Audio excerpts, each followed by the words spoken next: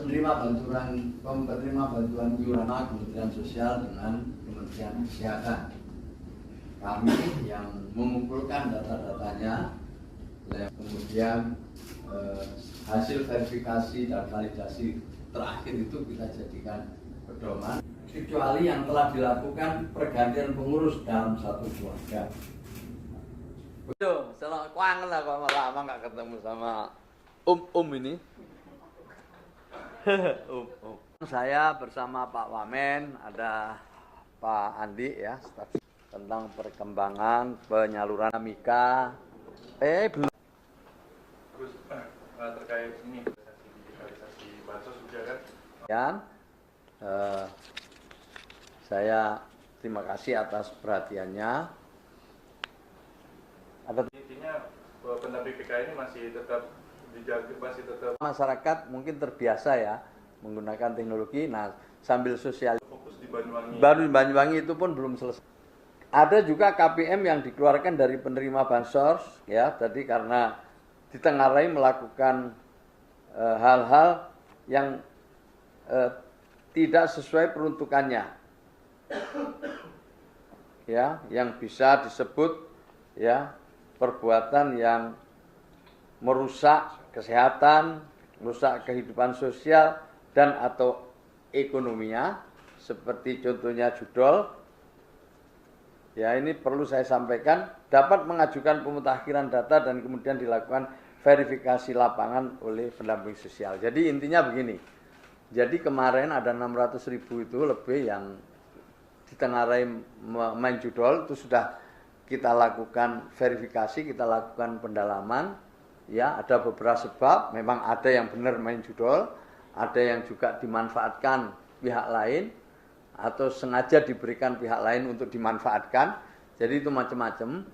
Nah, dalam rangka itu maka kami telah memberikan satu kesempatan untuk melakukan pemutakhiran atau reaktivasi. Ya, kita berikan kesempatan untuk juga bisa melakukan pemutakhiran secara bersama-sama. Kita tahu bahwa sebagian daripada para penerima manfaat yang mungkin ya secara sengaja atau tidak sengaja itu melakukan sesuatu yang melanggar ketentuan, misalnya memanfaatkan bansos untuk keperluan lain tidak sesuai peruntukannya seperti main judol, maka itu tentu perlu pemutakhiran ulang. Kita kerjasama dengan daerah melalui dinsos-dinsos untuk diteruskan ke kepala desa atau juga ke kelurahan agar dilakukan verifikasi ulang dan juga diajukan kembali kalau memang mereka benar-benar memenuhi kriteria untuk memperoleh bansos ya dari pemerintah. Ada juga KPM yang dikeluarkan dari penerima bansos ya, tadi karena ditengarai melakukan hal-hal yang tidak sesuai peruntukannya, ya, yang bisa disebut ya perbuatan yang merusak kesehatan, merusak kehidupan sosial dan atau ekonominya, seperti contohnya judol. Ya, ini perlu saya sampaikan, dapat mengajukan pemutakhiran data dan kemudian dilakukan verifikasi lapangan oleh pendamping sosial. Jadi intinya begini, jadi kemarin ada 600.000 itu lebih yang ditengarai main judol, itu sudah kita lakukan verifikasi, kita lakukan pendalaman.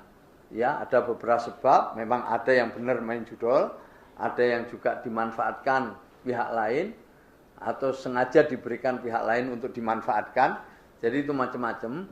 Nah, dalam rangka itu maka kami telah memberikan satu kesempatan untuk melakukan pemutakhiran atau reaktivasi.